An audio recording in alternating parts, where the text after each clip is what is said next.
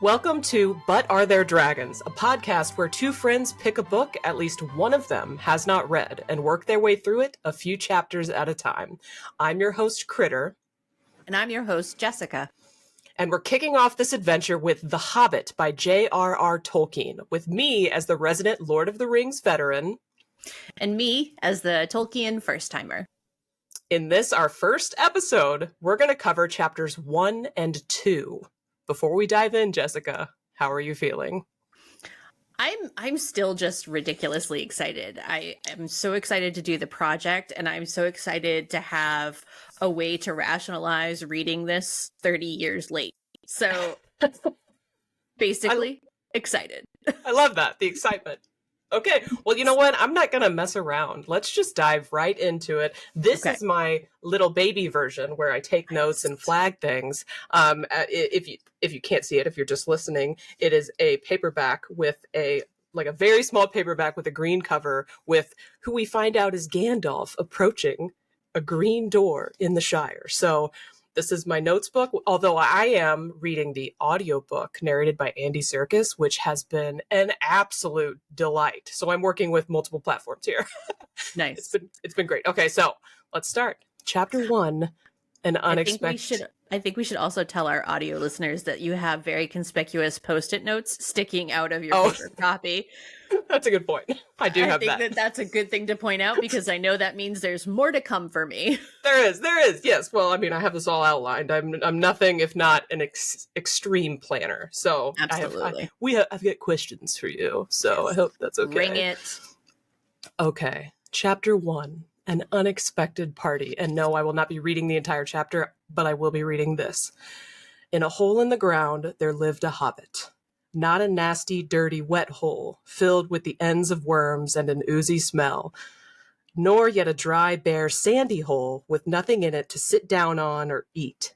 It was a hobbit hole, and that means comfort. So this is what happened to me when I read this first paragraph. I immediately felt warm and cozy. I literally have goosebumps right now. Mm-hmm. It to me felt like coming home. I read The Hobbit. I mentioned this before, not on this episode, but in our little preview episode, that The Hobbit was the beginning of my fantasy journey. So as someone who has never read the books, did this opening make you feel any specific kind of way? So I'm really glad you asked. Not that anybody who's listening to us knows, but you and I have been comparing notes in a very de-identified way. So she's got her notes, I've got my notes. They live in a shared drive, but we're not looking at them because I don't want to ruin the fun. But this is literally my first bullet. Is this reading that iconic opening? Shivers. Even knowing what it says already, I'm so excited to begin. Because how can you not? It's such an incredible opening and it's so iconic for so many for fantasy as a genre. Mm-hmm. Totally. So, fun fact, and many of you may know this, and even Jessica might know this, but legend has it that Middle-earth was born in the early 1930s when Tolkien, a professor at the time, scribbled the words, "In a hole in the ground, there lived a hobbit," on one of his students' papers while he was grading. How fun is that? I love that little bit of, I don't know if it's called lore, but I love that little backstory for how the Hobbit started. How mundane is that? First off, yes, it definitely has to be called lore. Okay, yeah. Obviously. Lore. I did happen to know that. So again, another intersection between you and I as we were getting ready to launch this episode is the picture of the 75th anniversary edition that you posted. That is the digital edition I am reading. And there is a foreword by one of his sons who collaborated on a lot of his work, apparently. Christopher? Yes, posthumously and otherwise. So, and it mentions the finding of that note, and it mentions a little bit about the lore behind how this started as a story between him and his boys.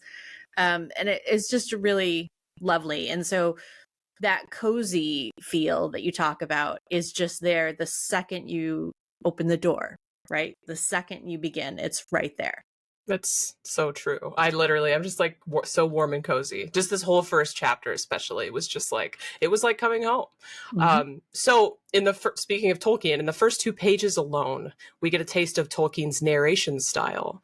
He's witty, conspiratorial. He goes so far as to interrupt himself when he thinks he's getting too far ahead. For example, he begins to tell us about Bilbo's mother, and then backtracks when he realizes he hadn't yet explained what a hobbit is. Do you have a preferred narration style, and how did this work for you? So I will say that this is the thing about reading it as someone who obviously consumed all of the, I shouldn't say obviously, but I definitely consumed all of the movies that have been made. The cartoons as a kid were a staple for me. So I knew going into this that it was going to be a little bit of trying to put that to the side. The narrator was the person in the room I didn't expect to see, is how I worded it in my notes. So I really, I had a note about learning about Bilbo's mom. That's a different conversation. It is, yep. The notes that I had about the narrator is I just need to adjust to it a little bit. It's like, I wrote, it's like finding out there's another person in the room you weren't expecting to be sitting there. Yes. And I also made a comment about that part that you just referenced. Oh, I bet you're wondering what a hobbit is cute in the context of it felt as though he was recreating a moment between himself and when he was telling the story orally to his children. So I thought it was very adorable. There are times that the narrator vibe adds to the cozy, and then there are times it's just a whisker distracting. Yeah. But that's okay. You know, I'm just adapting to, I would say overall, very positive, especially in these first couple of chapters, very, very positive. But it's cute. And I've read other authors who use a very conversational writing style. Mm-hmm. So I think that it's adorable. I agree. I think without knowing it, subconsciously, when I've dabbled in creative writing, I think I've channeled Tolkien without even remembering that that's where I got that from. I'm like very kind of informal. I would agree, like the conspiratorial, addressing the audience directly, all of that stuff is something that I just kind of like to do. And now I realize in hindsight why. It's obvious. It's because one of my favorite works of all time does that exact thing. So it really, even just at this early stage, goes to show how inspiring Tolkien was for writers just going forward in the fantasy genre and others. So I definitely wanted to talk about it. Yeah, at a foundational level, right? Like how many of us have so much of that just ingrained in us, and a lot of us don't realize because it's just the fabric of fantasy today. Right. So let's talk about Bilbo. From a Yes. very respectable family, very Mm. respectable himself, though he has a little something special on his mom's side. Turns out Yeah. he's part Took, and the Tooks are a little spicy. Maybe a little fairy blood? That was surprising to me. I had forgotten that. How are you feeling about Bilbo as introduced? I love Bilbo as introduced. First off, I don't know that this would have happened if I had read this as a teenager, but definitely me as a middle-aged woman over relate like crazy to the, you're a little bit well off, you're a little bit settled, you like your doilies, you like your comforts and your snacks. I over relate to Bilbo like crazy. And again, I come into this with the foreknowledge of media that's been made in homage to this work, but never having read the work. So there were some things about Bilbo that kind of jumped off the page for me. So, a whole room devoted to clothes. I thought that was precious. Relatable, so relatable. Yes. Pre-COVID, absolutely. Yeah. Most hobbits are considered rich. They don't have beards. And a little thing about Bag End, all of the best rooms are on the left side of the house because they have windows. And I just thought that was a precious detail to add. Because that helps someone like me. I feel like I struggle to visualize. And so details like that really kind of, they help. They For sure. definitely help. And something about the opening for this that was one of my top vibes of the whole chapter. This is a story of how a Baggins had an adventure. And I loved that. That's not something I've ever heard reproduced anywhere, not hearing folks talk about The Hobbit or anything else. And also it, I felt I related to it because this is how we're beginning an adventure. And it's just also a very relatable sentence. You know what I mean? It's just very relatable impetus. It's a hook. It yes. draws you in. Yeah. It's so good and so perfect and simplistic, but complete. The Took ancestor might have taken a fairy wife. I just love that because family rumors and superstitions are so delicious. Yes. And to see him bring that into his work, again, makes you feel like you're talking to somebody over a cup of tea, after a family dinner or something, and you're getting, they're spilling the tea a bit. And the tea is scalding hot. The tea fairy is wife. scalding. And Tookish is an adjective now, and I'm totally here for it. I just, every time he referred to himself as Tookish, I was enamored with that and said, yes, I will be using the word Tookish as an adjective going forward. Absolutely. So I agree with you wholeheartedly that Bilbo is just so much more relatable than I remember. And I don't know if it is because I am no longer like the 10-year-old, 9-year-old that read this for the first time, but like gets stressed, decides to eat some cake about it. Like there's so many things that he does that I'm just like, God, this is my guy. Like this guy, he's the one. He knows now. He really does. And so, I like to if I'm putting myself into the Lord of the Rings universe, I always thought of myself as an elf. But if I'm being like completely honest with myself now, after starting to reread The Hobbit, I think I'm a hobbit, honestly. Like a tookish hobbit, but a hobbit nonetheless. Yeah. And it doesn't sound like a bad thing. Like hobbits really sound like they have great lives. Having an appreciation for creature comforts with a little bit of a wanderlust, there are far worse ways to be. Absolutely. And we'll get to talking about how the elves are in a later thing, but they're different than I remember. But it doesn't matter. We're getting ahead of ourselves. So, okay. Yes. Gandalf shows up almost immediately, starts bandying words with Bilbo. Now, you have seen all the Hobbit and Lord of the Rings movies. Yeah. So you've met Ian McKellen's Gandalf. How did this Gandalf compare? So my notes about Gandalf from chapter 1 really talk about the difference in voices. So there were 3 voices that I called out as a departure in chapter 1 from all my pre-existing Tolkien knowledge. The narrator, which, is good. Gandalf and Thorin. So Thorin we'll get to. Gandalf sometimes can come across as rakish, impulsive, almost rude or forward, but then also very kind of lackadaisical or distracted.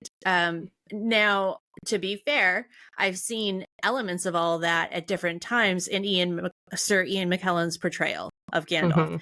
And I would also say that as a wizard and being a seasoned fantasy reader, a certain amount of that you could chalk up to their mercurial nature and just go along for the ride. But I would say that it seems more, in the course of one chapter, he was both arrogant and condescending and also flighty and almost like a little bit of a stoner, just hanging out. I mean, we're probably going to wind up talking about, old Toby or whatever at some point. Probably when we talk about the prologue of the Fellowship of the Ring. So don't get ahead of yourself. But yes, we will. I'm trying not to. But we're putting things in pipes and smoking it. So I'm taking some liberties. That's fair. So yeah, no, I think that I am so far very interested in Gandalf. Not a surprise. I do seem to always be drawn towards magic users as characters. So that's right on track for me. But I did make note of the fact that he seems a bit more all over the road over the course of one chapter than I had anticipated, but again, have no problem chalking it up to the mercurial nature of magic users. Nice. Yeah, that makes a lot of sense. Because I haven't read the books in so long, Sir Ian McKellen is what I picture, right? Whenever I think of Mhm. Gandalf, his mannerisms, everything. And so I wrote down to describe the difference that book Gandalf is more playful, maybe more goofy, and Mhm. more sly almost. He has this, yeah, like the way you described him was honestly perfect, but it is different in some ways, and I found it to be fun to like get to meet him, I guess, once again. And he's fun. And he does some fun stuff in these first few chapters that I'm excited to And talk again, about. he hits all of those beats in a relatively short period of time. None of them Yeah. seem overly disproportionate to the mood in the moment. Mm-hmm. But he does go through quite a constellation of emotions, I guess. And Mm-hmm. how he's putting himself forward to both Bilbo and the other dwarves. So For sure. it was something I took note of in the first chapter. I'm glad, because same. That's why Yeah. I asked about it. Okay, so after a moment of excitement, Bilbo rejects Gandalf. I don't want Mm. any adventures, thank you. Not today. That Hmm. was my best Andy Serkis doing Bilbo. So, yeah, I have to work on it. Would Fair. you have done the same? Send him along his way. Again, I think the Jessica of today, yes. I do. I feel as though a younger version of me would have been far more adventurous and far more likely to say, let's hit the road. The Jessica of today has had some adventures and knows that they're dirty, inconvenient things. Okay. So I think that I probably would have sent him packing. All How right. about you? I don't think so. I think I love to travel. I'm a big, like, let's get out, let's do, like last minute, let's book a flight kind of a person. So I would have been along for the ride. Obviously, I wouldn't, I would make sure like I brought my husband along. He would come too. But Yeah. other than that, I'd be like, let's rage, take off work, whatever. But I mean, if that's that's an option, then that's fine. If we're going to bring Mr. Kritter and Mr. Jessica, then that's a different kind of adventure. That's true. It's true. It's true. What can I say? That's a little tookish of me, but I would It totally is. do it. Okay, so let's see. The very next day, the dwarves start to show up. Um, let's see. So the very next day, the dwarves show up. Dwalin, Balin, Killy, Philly, Dory, Nori, Ori, Owen, Glowin, Biffer, Boffer, Bomber, and especially Thorin. After reading these chapters, do you know the difference between any of the dwarves other than Thorin? Not based on book knowledge. No way, Jose. Yeah. Yeah. It's I a lot. Like 13 13 of them. There's a lot. dwarves.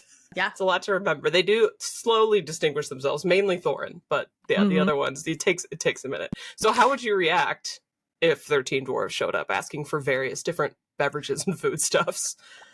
I think I would have to go into the bathroom and have a panic attack because I also was raised to be incredibly polite and that the guest is above everything else.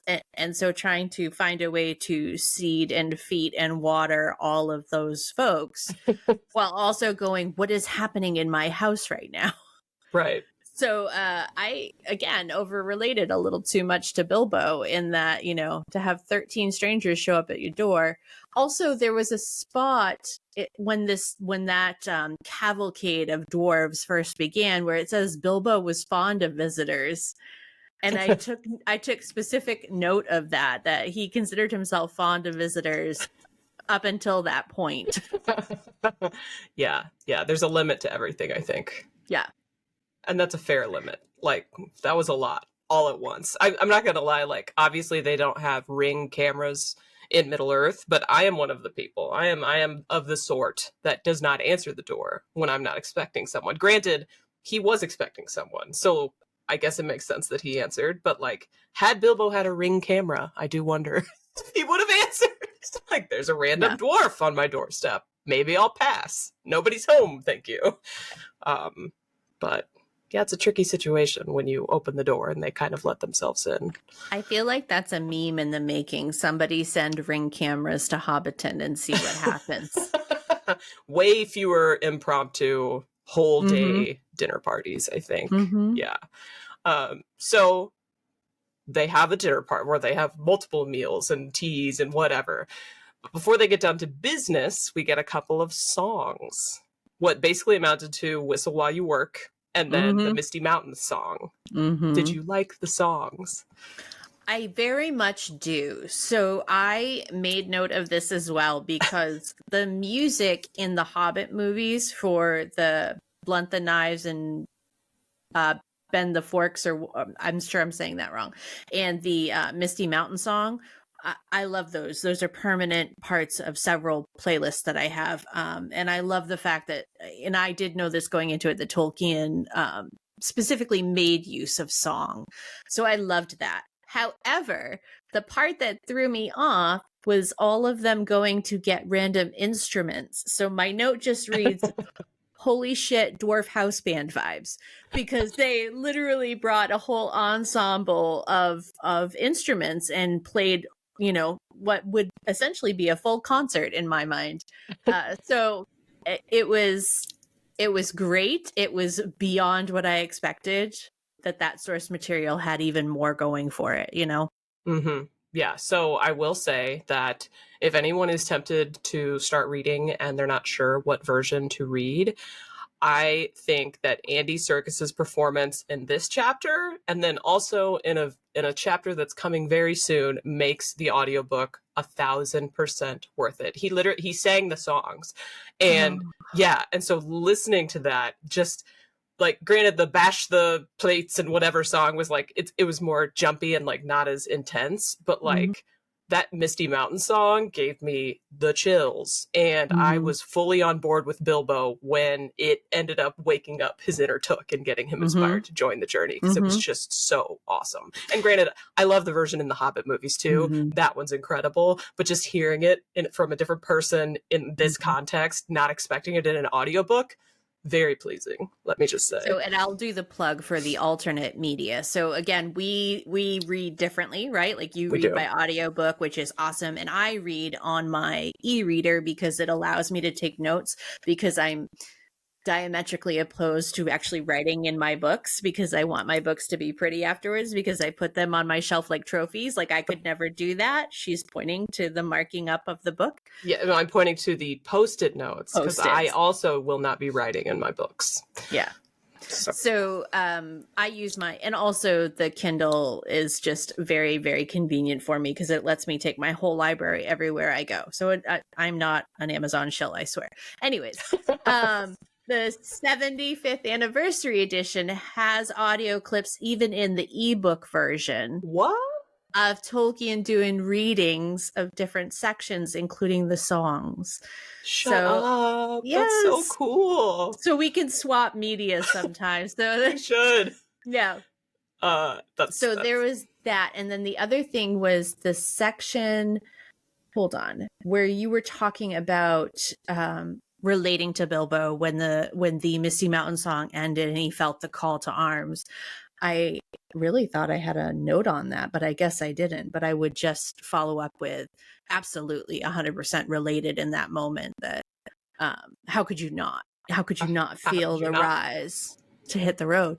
Exactly. So I'm not going to lie. I have to be honest. Like with the songs in past reads, and at one point I said maybe I've only read them once, but now I know that I've done rereads, because fun fact, my mom was my English teacher in middle school, and I convinced her to make Lord of the Rings required reading for English class because it's a classic. And so I at least read it one more time, like all the trilogy and the Hobbit. So whatever. In the past though, I recall being tempted to skip the songs. I know. But listening to Andy Serkis sing them was like, okay, this is incredible. And granted, like, I feel like I would have wanted to reread the Misty Mountain song no matter what, because it's got that like lore in it. It's got so much. Yeah, but the Dishes song, you know, in the past, I was like, whatever, dishes, you know, let's move on. But man, when you can listen to it, it's a whole different story, not gonna lie. Amazing. I know, I feel like some people are gonna be like, not a real fan, wants to skip the songs, what are you talking about? I have read them, okay? So anyways, we find out that a dragon, Smaug, took out the Lonely Mountain, where Thorin's grandfather, Thror, was king under the mountain. Only those who were not in the mountain during the attack survived, along with Thror and Thorin's father, Thrain. Say that 5 times fast. No. Come to find out, there's a secret door they probably used, and Gandalf got a hold of the map and the key, which makes Thorin a little testy. Mm-hmm. Did anything stand out to you from this whole exchange, finding out the backstory, Thorin's reaction, and all of that? Absolutely. So I have notes. First off, Gandalf dropped because I'm about to go on a Thorin rant. So we'll stick. Okay, I wanted a Thorin rant. That's what I was fishing for. So before I launch into Thorin, Gandalf made a comment that definitely seemed to infer that he knew the road was going to be much more difficult, much sooner than even by Thorin's estimation. And so my note just reads, what does that wily wizard know? So he is not sharing any input or any facts, just saying it will be much sooner. Well, thanks for nothing. But anyway, so that was one last Gandalf snippet. Next, my first, and I'll do a Smaug note. Smaug is described as greedy, strong, and wicked worm. And just yes. I love the descriptors already. In case that wasn't clear, there's highlight in my notes, and a lot of times it's really just this wording is delish, and that's one of them. Calling dragons worms. Like, I don't know why. I love it. Yes. Can't get enough. So my first Thorin note, God forgive me. Thorin reads much more like a politician. Ick. Okay, yeah. The quote I had to go with it is, he would probably have gone on like this until he was out of breath when he was giving the exposition backstory. And I was like, that just really reeks of politician. And that, so that was the third voice comment that I made at the end of my chapter comments, that his voice was probably the most surprising and the most dissonant against all of my combined Hobbit knowledge to date. He did not jive with my expectations. So we'll wait and see what that looks like. Okay. Also, I do remember, because I can't pretend I've never seen it, I do remember in the movie Thorin being upset when Gandalf brandishes the key immediately. Whereas in the reading, it took a little bit longer, but he did become suspicious. Well, if this is for me, why do you have it, and things.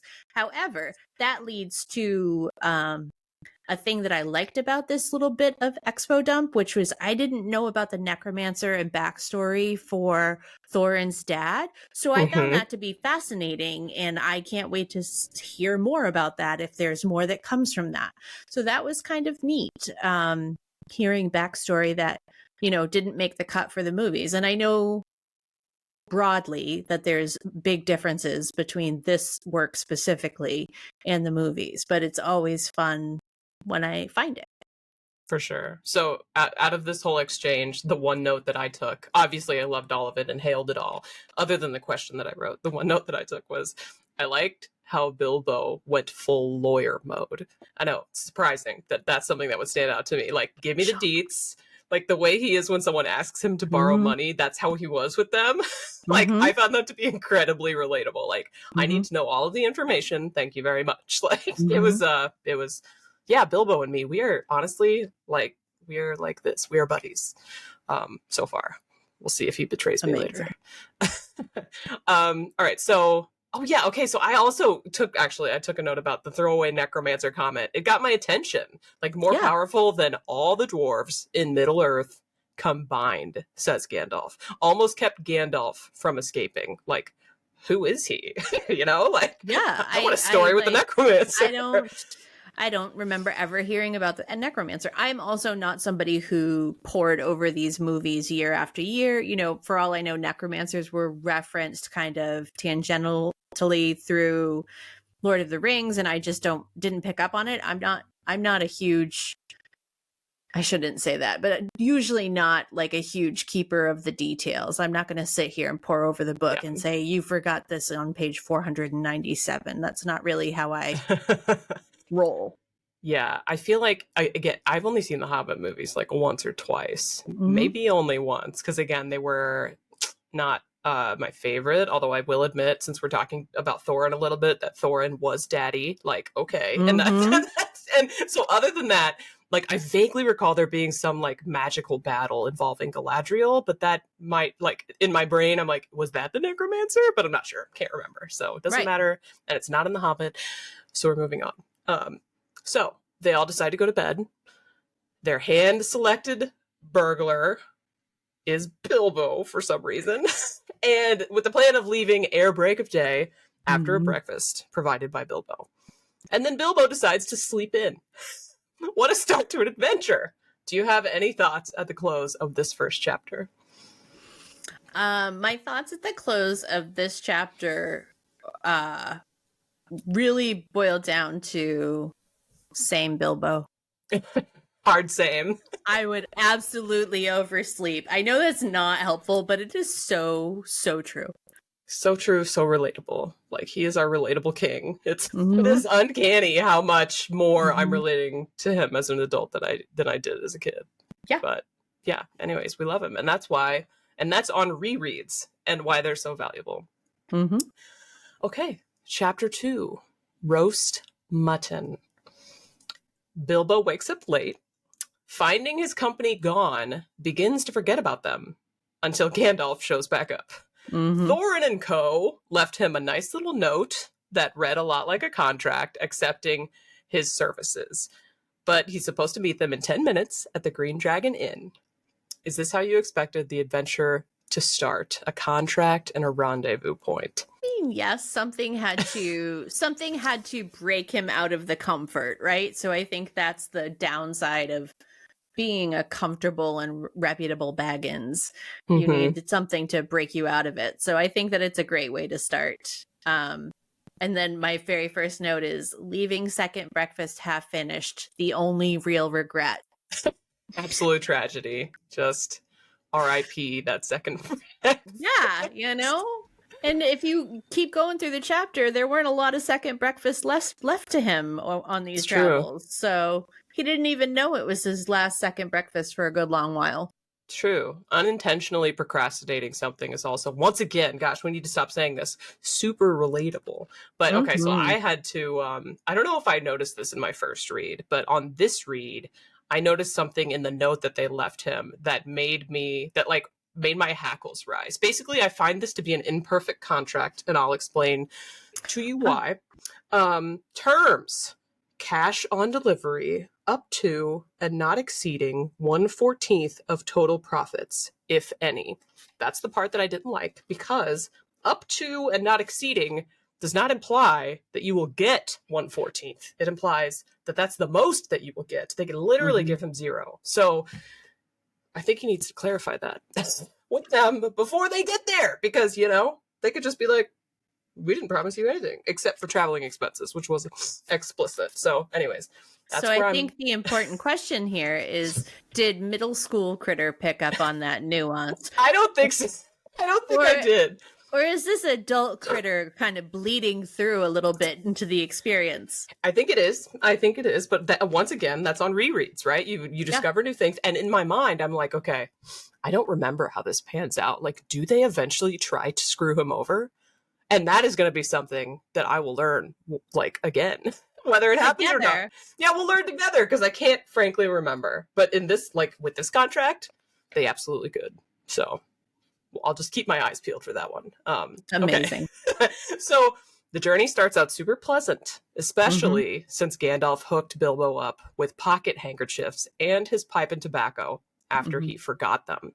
But then it gets not so pleasant, and Bilbo wishes, not for the last time, that he was back home. Gandalf also disappears, also not for the last time. When things are at the peak of misery one night, the party sees a fire glowing through the trees, and Bilbo, as their party's burglar, gets nominated to check it out. I cannot remember if this part happened in the Hobbit movies. Did you know what to expect here? Yes, I did know about the trolls, and I did know that it was from the books, so I was expecting it, although the setup in the movies was different. It was the premise that they had the horses to one side and some of the horses started disappearing. So Oh, I kind of remember that. the premise was a little bit different, and that's fine. I also would challenge he was nominated with he was slightly bullied to go Fair. to go and find out what that light is. The other thing that I had noted here was how does a whole ass person just disappear and none of y'all noticed? And you're the seasoned travelers. So I just want to get that in there. Like, we're going. Oh, we lost like the 6-foot human. Right, the tallest of us all, with a dazzling white horse. Yeah. Nothing? Gone. No? Okay. So we're just going to roll with it. But it definitely made it into my notes. Yeah, Gandalf, he's a slippery little wizard, that one. Mm-hmm. So other things that I had, the lead up to meeting the trolls, already a full month on the road and the honeymoon is over. He's starting to really lean into and thoroughly understand on a personal level all of the things that he was parroting in chapter 1. And I have the quote, nasty, disturbing, uncomfortable things. And now you just know that like he feels this in his soul. Wishing for home, not for the last time. And then so he gets, nominated / pushed into going to investigate what's happening by the fire. The first thing that I noticed with that, trolls have last names. Yes. And normal first names, like whole human first names. Yeah. I love that. I was like, okay, so, trolls are people too. True. Turns so out. True. Yep. There was more language here in this chapter that I loved. Willows along its banks bent inside. A wandering moon appeared. These are turns of phrase that we don't see anymore, and maybe they have. I was trying to find the term today. There's a term in restaurant work called umami, which is when everything just has a great balance and it just makes the flavor so much better. And so phrases like this feel like literary umami to me, where they just have such a fullness and a simplicity to them that they're just so delicious. Yeah. And I'm sure it's not literary umami. I'm sure there is something pithy that they call it, but that's why I have these in here, because these are things that you just don't see in modern literature, I feel, as often. Honestly, I think that is the coolest way you could have put it. My brain was going to call it poetic, but literary umami, that's got that right there is literary umami. Okay. Got a little zhuzh got on a it, little zhuzh. I am into it. I'm into it. That's wow. That's amazing. I could not have come up with that myself. Well done. Well done. All applause to you. So, let's see. Bilbo finds these Bert, Tom, and William the trolls. Yes. He decides he can't just report back to the dwarves empty-handed, and this is where he runs into some problems. He needs to prove himself as a burglar, so he lands on pickpocketing one of the trolls. Turns out, troll purses are, and I'm putting up quotes here, the mischief. So this person asks Bilbo who he is, giving him away. So I'm not gonna lie, I had to read that part twice. Did that surprise you at all? Like the purse talking? Yeah. The purse threw me all the way off. I had no idea what was happening. Yeah. I don't know that I caught that it was the purse actually talking. I think that I thought that was just him psyching himself out of the game. Yeah, I had to read it twice because I was like, wait, what? Yeah. Yeah. And also you mentioned the necromancer, but I feel like the Hobbit is already more magical than I remember. Right. It's obviously it's in a magical world. There are orcs, there are trolls, there are goblins, there are hobbits, there's a wizard, right? But it's not as explicit. They're not waving wands around, casting spells explicitly and stuff like that. So the fact that we've got the necromancer, fairies, and this whatever it is, mischief, it's got me like I'm on the hook, right? I don't know what all other kind of magic there is, but so far it's been super fun. Pervasive. It's pervasive. It invades all aspects of the world. Right. And it's pretty fascinating, and I love it. And who needs to know what the mischief is other than it just makes troll purses talk. Apparently. Like, absolutely. Why not? The aspect of that I loved is that was that decision paradigm for Bilbo was the best possible outcome for him. Of all the ways that he thought that he could prove his mettle, that was the one that he chose. And I'm going through it going, oh, buddy, no. Let's pickpocket a just troll. Go back. You're not actually a burglar. Just go back. Yeah. So I thought that was, sweet as hell. I agree. So Bert, Tom, and William, Mm-hmm. they realize that Bilbo was there and they grab him. Mm-hmm. But they don't hold him long because they quickly get into a fight. Bilbo can't just run away because he's injured. So all the dwarves, aside from Thorin, get trapped in sacks by the trolls by rolling in, by themselves or in small groups and getting sprung upon by the trolls. So Thorin starts out a little more cautious. He's the last dwarf to show up. Bilbo warns him about the trolls from his hiding spot, but then Thorin ends up leaping into the middle of the circle right next to the fire anyways, and tries to take on the trolls himself with a flaming stick from the fire. So he puts up a good fight, but ultimately gets caught because it's 3 trolls. This feels like a great time to once again revisit Thorin. How do you feel about this little choice that he made? Are you vibing with him yet? Was that brave? No. Okay. I don't know. I don't know any other way to put it. No, it was not. Although I did, what am I trying to say? Just spit it out. I feel as though almost like his character is doing 2 different things. You know what I mean? Like I understood the desire to be cautious, and then I understood the desire to be brave, but I felt like they came so close together. There was no transition. It almost felt like a light switch. Yeah. So, and I guess I really shouldn't say anything because I could be quite impulsive and then just all of a sudden, a minute up to my eyeballs. I am a girl that forever does that.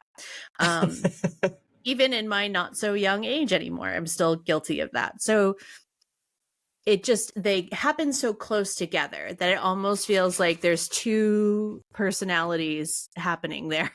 Yeah, it was unexpected for sure. Although Tolkien's made it pretty clear at this point that Thorin, he thinks a lot of himself, right? He finds out, it's just 3 trolls. I don't have any weapons, but there's flaming sticks in the fire. This is going to be fine. Like the hubris is just hilarious to me. And that leads me to my second note that I made about this. Dwarves are comically silly sometimes. The fact that they were trickling in one by one when they hadn't heard anything from Bilbo, and it was clearly a scary, or it was a possibly threatening situation, and they're like, yeah, I'm just gonna show up and not worry about it. It made me laugh. I thought it was pretty funny. So again, I went into this going, these are seasoned travelers, aren't they? And maybe that's an assumption. Maybe I'm making an assumption, right? But all of these dwarves ended up on the other side of the world, presumably in Hobbiton. I would have considered them seasoned travelers. I don't think that these actions jive with the actions of seasoned travelers, but who knows? Who knows? So the dwarves are in sacks, Thorin included. Bilbo is sprawled out on a bush. I will note that he tried to help Thorin fight, so good for him, brave. He was forgotten, though, and the trolls proceed to decide to roast the dwarves, because they do, in fact, eat dwarf. They don't like dwarves. That's when Gandalf shows back up. He pulls a stunt, impersonating the trolls in turn to continue the argument about how to cook the dwarves. They argue so long that the sun rises, and they turn to stone. How did the scene hit for you? It was the best. This was my highlighted, favorite vibe of chapter 2. I had in all caps, Gandalf throwing his voice to confuse the trolls is my fave, and I wish it had made it into the movie. I can understand why they didn't go that way for whatever reason. It's a plot device or whatever, but I thought it was brilliant. Reading it was insidious because it just said the voice said.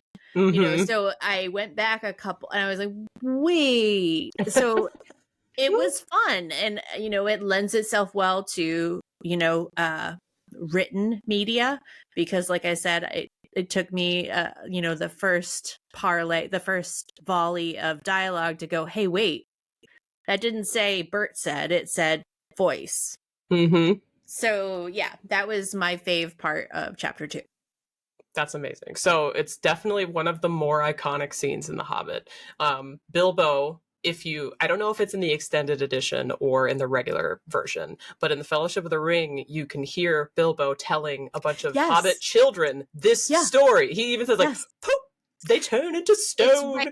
It's right when they're getting ready for the party or something. Yes. It's either at the birthday party or right before the birthday party. So like the fact that even if it wasn't in the Hobbit, didn't end up in the Hobbit movies, because again, it's been forever. I didn't even know that the Gandalf throwing his voice wasn't a part of the movies. So that's a miss, because Gandalf is such a tricksy, not Hobbit, a tricksy wizard that like I love that this kind of emphasizes that. Yeah.